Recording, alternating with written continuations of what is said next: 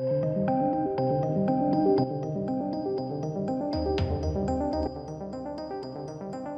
welcome to the channel. HBO Max released the Snyder Cut. It's happening. It's confirmed. Before we get into this, ladies and gents, we're talking about movies here, obviously. I am an indie filmmaker, believe it or not, and I am making a movie. It's a high-concept horror fantasy film. Link down below is the crowdfunding campaign to it. If you enter, or should I say, if you donate $5 or more, you enter into a chance to win a custom-made one-of-one weapon movie prop. So check it out. You might be interested. But let's get right into this, shall we? So, I did a video on this before. I said it was a rumour, because we didn't really know, right? But now it's been confirmed. So here we go. Interesting. I actually do think this is really interesting. I don't know whether this is going to be any good or not, obviously. And I think it's fascinating that they're going to be spending money on it. And I guess it's like a good faith. They're just buying good faith. And it premieres on HBO Max. Makes sense. Release it. So many people have been talking about it. Why not? It's there. It's a product. They can get people to buy into HBO Max. Makes sense. So let's check this out. This is a press release from Warner Media Direct. Los Angeles, May 20th, 2020. Today, obviously. After global passionate fan calls to action, release the Snyder Cut movement, HBO Max and Warner Brothers Pictures announced today that it will exclusively world premiere Zack Snyder's director's cut of the Warner Brothers Pictures DC feature film Justice League in 2021. So not this year, but next year. Snyder surprised fans with the news this morning during a live online commentary of his film Man of Steel with Henry Cavill, which we thought that was going to happen. That was the kind of rumours anyway. So cool that that's happened. Release the Snyder Cut first became a passionate rallying social media cry among fans in 2017 and has not let up. From countless press articles and hundreds of thousands of social media mentions, it became a powerful global movement among cinephiles and comic book fans. Now, I will say this. I think this goes some ways to say that, you know, when things are rumoured, probably best to put a little bit of faith in it, like dependent on the sources and stuff. Because sometimes I come out with rumours and people just go, it's just total BS. But when they come from good sources, it's good to actually say, hey, look, this might actually be something, you know. Now, obviously, Zack Snyder came out and said, I want to thank HBO Max and Warner Brothers for this brave gesture of supporting artists and allowing their true visions to be realised. Now, that is a very interesting statement, isn't it?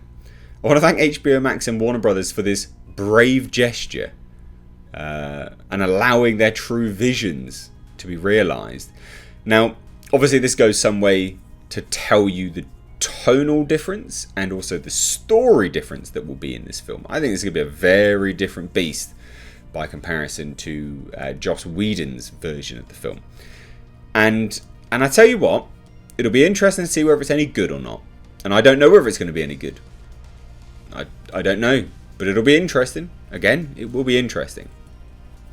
Now, it goes on to say, since I got here 14 months ago, the chant to release the Snyder Cut has been a daily drumbeat in our offices and inboxes. Well, the fans have asked, and we are thrilled to finally deliver. At the end of the day, it really is all about them, and we are beyond excited to be able to release Zack's ultimate vision for this film in 2021.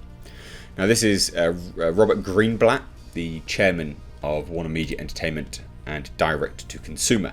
So it sounds like this is not going to be going in film in theaters anytime soon. This is direct to consumer. This is a direct to consumer,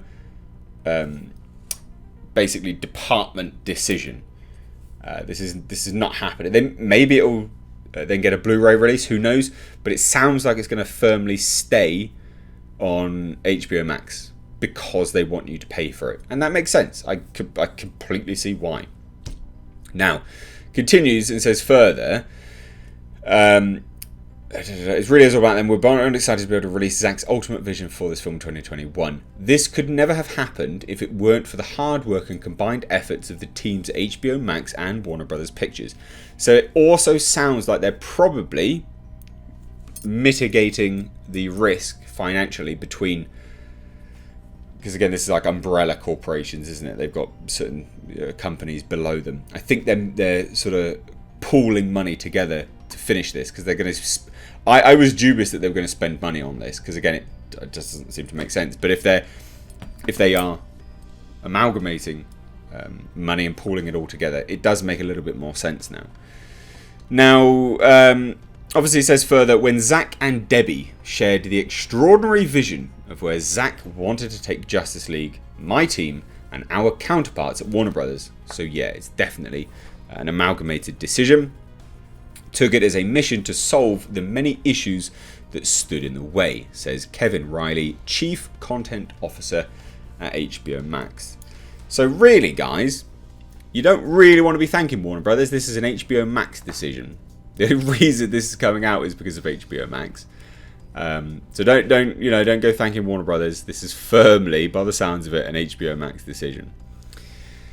Because again, if we weren't getting HBO Max, you wouldn't be getting this film. It just wouldn't happen. Now, that is from Kevin Riley, Chief Content Officer at HBO Max, President of TNT, TBS, and True TV. Thanks to partnership at Warner Brothers and the relentless pursuit of the entire Warner Max team, we are able to deliver this incredibly exciting moment for Zack, the fans, and HBO Max. Thanks to the efforts of a lot of people, we're excited to bring fans this highly anticipated version of Justice League, said Toby Emmerich, Chairman, Warner Brothers Pictures Group. This feels like the right time to share Zack's story, because HBO Max is premiering. Like, we get it, like, we're not idiots. Seriously. Unbelievable. This feels like the right time to share Zack's story, and HBO Max is the perfect platform for it. We're glad the creative planets aligned, allowing us to release the Snyder Cut.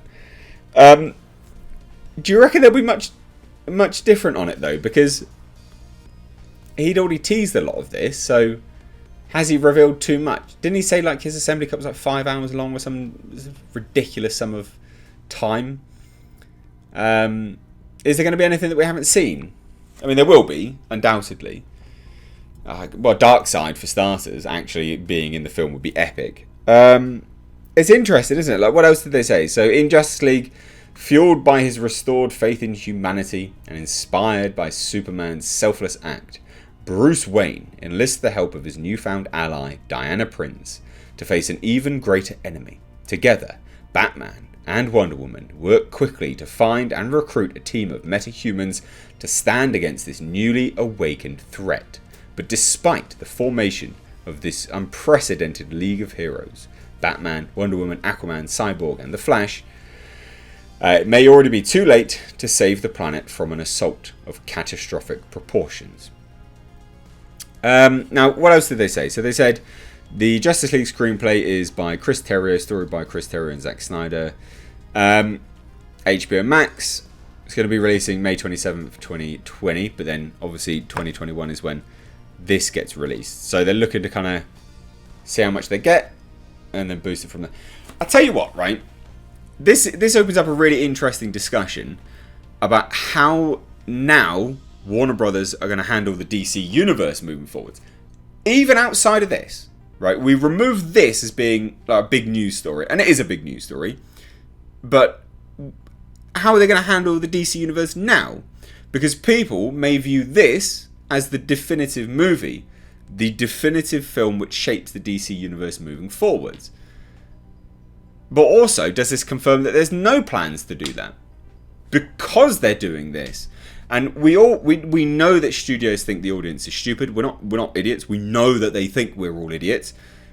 So maybe they're doing that because they are not moving ahead with the DC universe proper anymore.